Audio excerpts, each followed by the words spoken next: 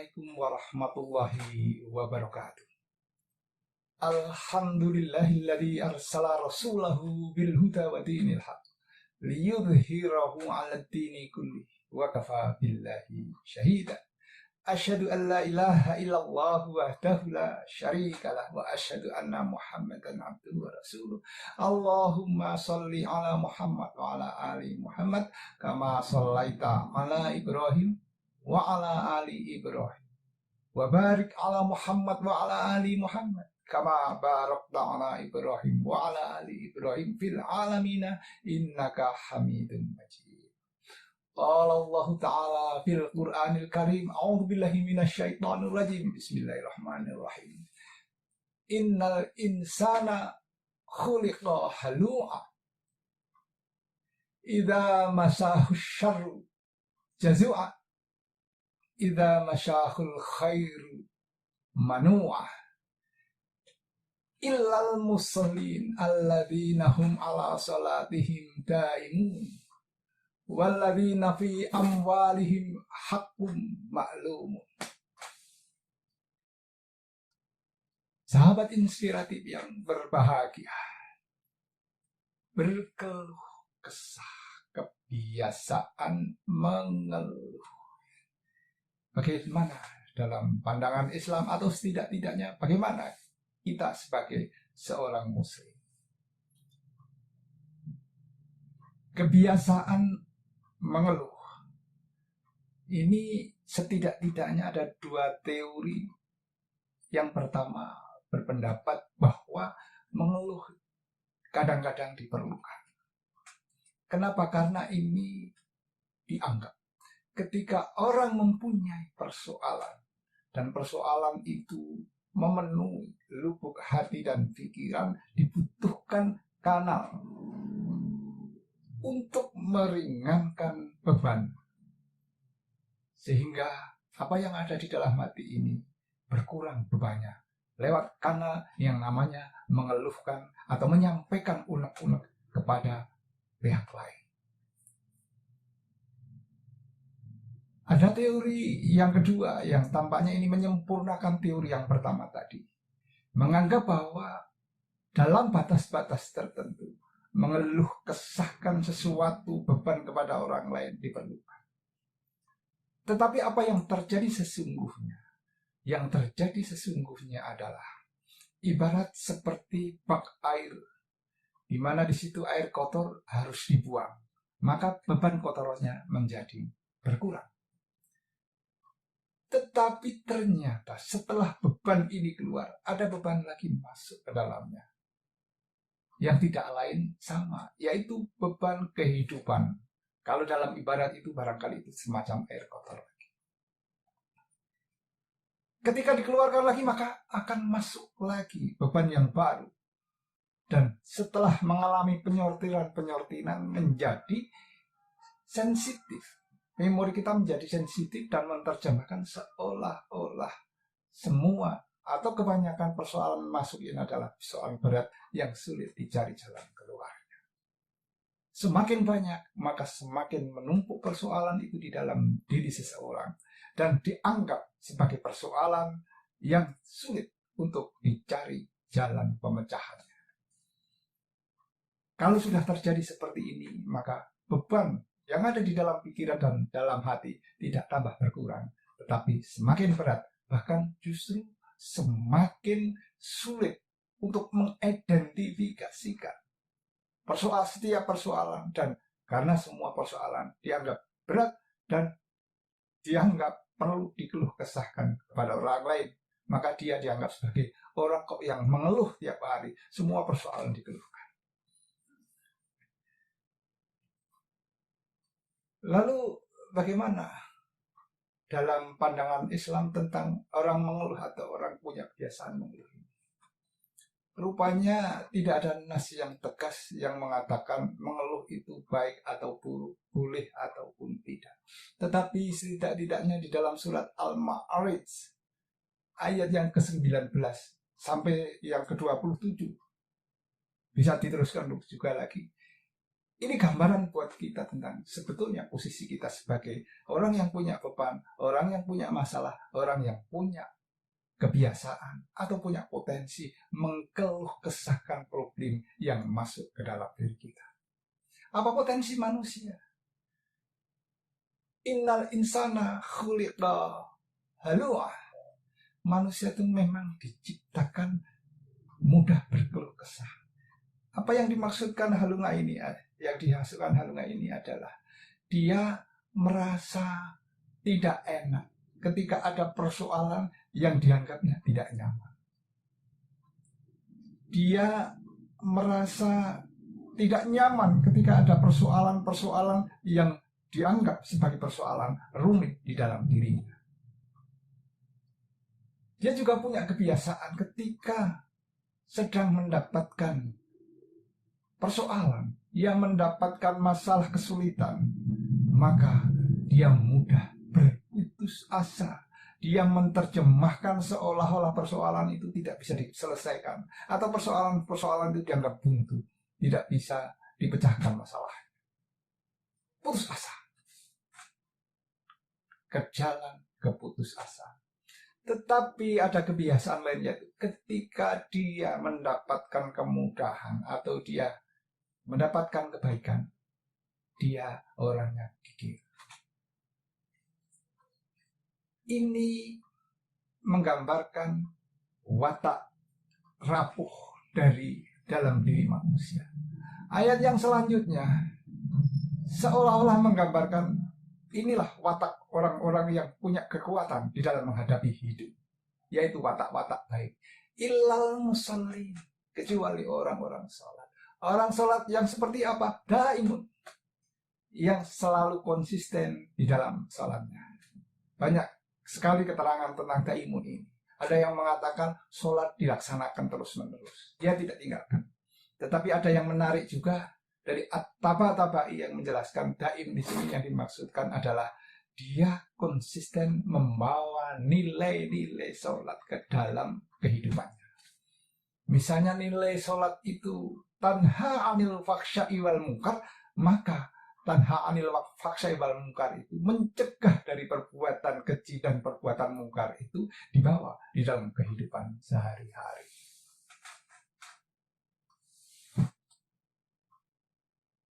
Walladzina fi amwalihim haqqum ma'lum lisaili wal mahrum.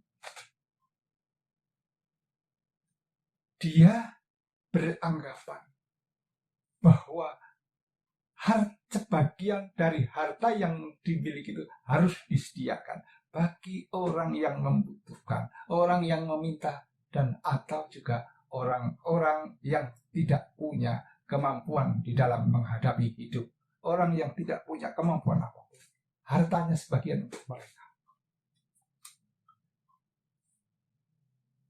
Perbandingan ini seolah-olah bukan panduan bagaimana watak orang yang suka mengeluh, tapi ini sebetulnya sebuah gambaran bahwa seolah-olah perbuatan rapuh, perbuatan yang dianggap kurang baik itu tidak akan dilakukan oleh orang-orang yang teguh, orang yang sholatnya konsisten, orang sholatnya yang teguh dalam sholat yang baik, orang-orang yang tidak takut dengan hartanya berapapun. Dia menganggap semuanya bukan miliknya. Dia orang-orang yang tangguh.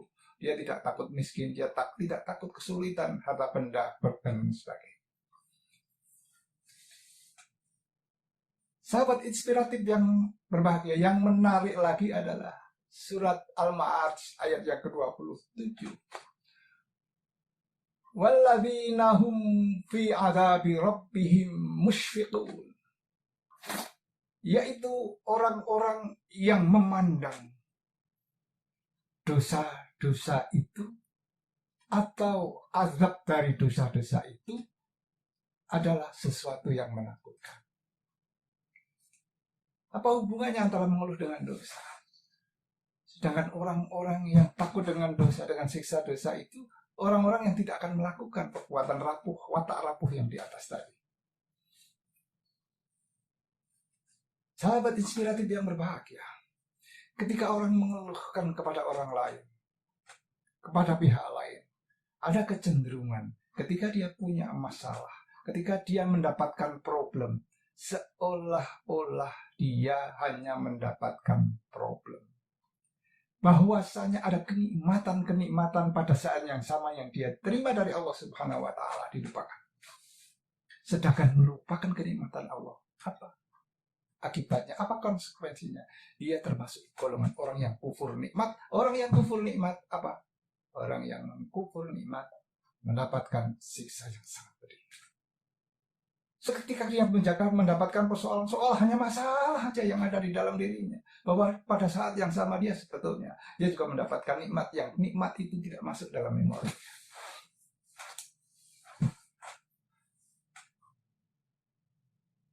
Terlalu bagaimana? Apa yang dipraktekkan oleh Islam untuk menghadapi orang-orang yang punya problem semacam ini? Satu sisi mengeluh baik, tapi satu sisi juga tidak baik.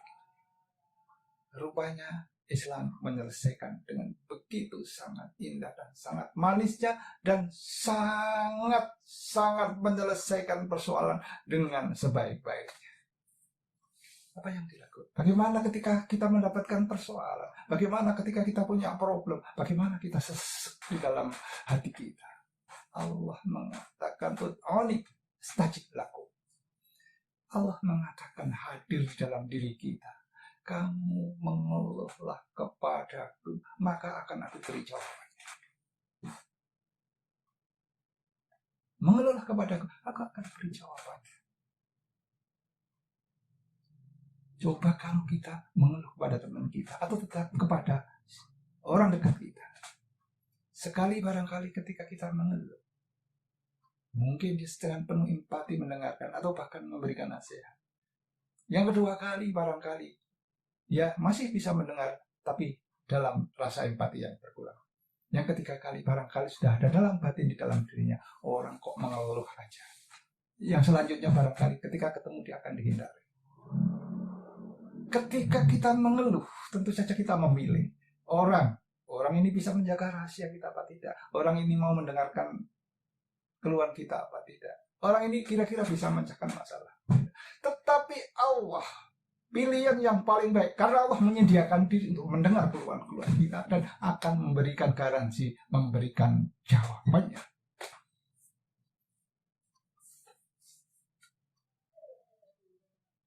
Sahabat inspiratif yang berbahagia, seperti disampaikan tadi, ketika kita mengeluh kepada orang, maka seringkali kita melupakan satu sisi nikmat yang pada saat yang sama dianugerahkan oleh Allah SWT.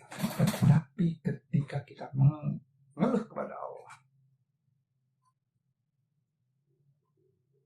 pada saat yang sama kita, ya Allah, anakku yang ini susah diatur, yang ini berani, yang ini tidak mau belajar, sekolahnya juga tidak lulus-lulus, nilainya pun jelek.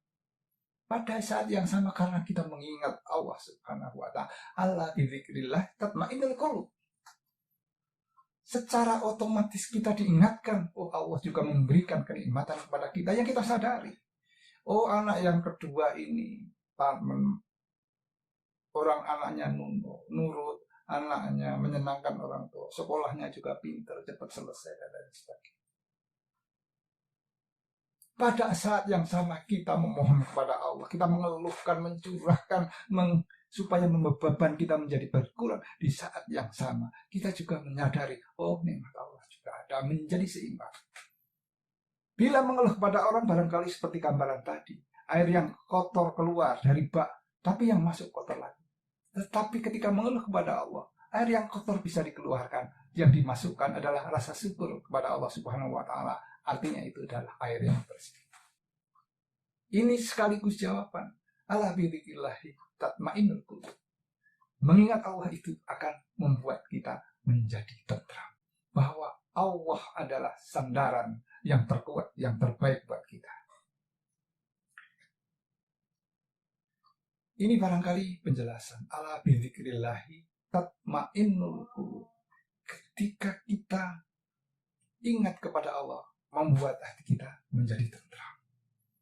kita pandang Allah sebagai tempat bersandar yang paling baik dan paling kuat buat kita. Kepada Allah kita bersandar. Setiap kali kita salat, setiap kali kita membaca Al-Fatihah, kita selalu membaca Iyyaka na'budu wa iyyaka nasta'in. Ya Allah, hanya kepadamu kami menghamba, dan hanya kepadamu kami menggantungkan nasibku, ya Allah. Baik nasib kehidupan saya di dunia maupun nasib kehidupan kita di akhirat nanti.